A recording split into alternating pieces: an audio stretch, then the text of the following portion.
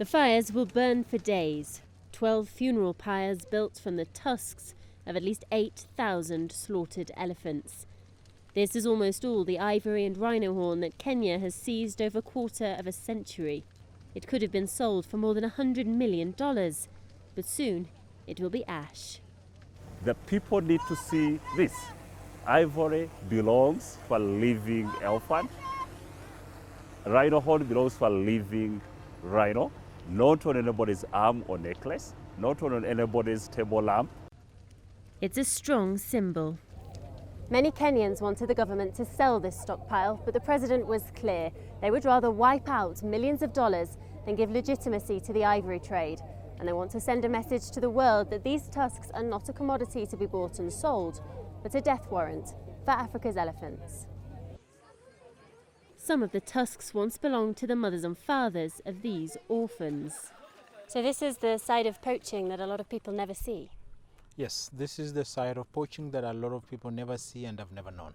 The parents have been killed by poachers and that's why they're here. Poachers kill more than 30,000 African elephants a year. And it's the legal trade in Asian countries that is fueling the illegal slaughter here in Africa. There's a linkages that people need to make of the role as a buyer if you're still buying the ivory, where you have no idea where those ivory products coming from. It's devastating for me.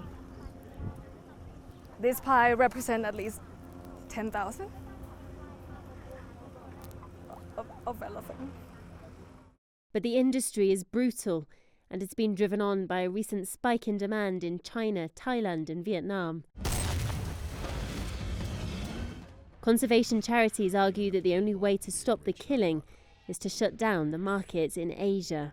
Never buy illegal wildlife products, and we can save our endangered animals. When the buying stops, the killing can too. Some governments are now beginning to make changes. The actions here in Africa, the announcements by the government of China, Hong Kong and the United States about ending the market for ivory have all positively impacted conservation by reducing the price of ivory. But Africa is losing patience. These dogs are trained to detect ivory being smuggled through Kenya's biggest airport. They've made 22 arrests so far this year. One seizure we made on 18th March, for example, was 64.12 kilograms in the cargo area of raw ivory from Mozambique heading to Bangkok.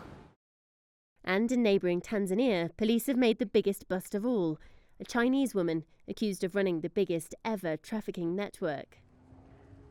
It's just over 25 years since the world's first ivory burn on this site. This one is more than 8 times bigger, and there's reason for the urgency, because by the time these fires go out, at least 300 more elephants will be dead. Lucy Taylor, Channel News Asia, Nairobi.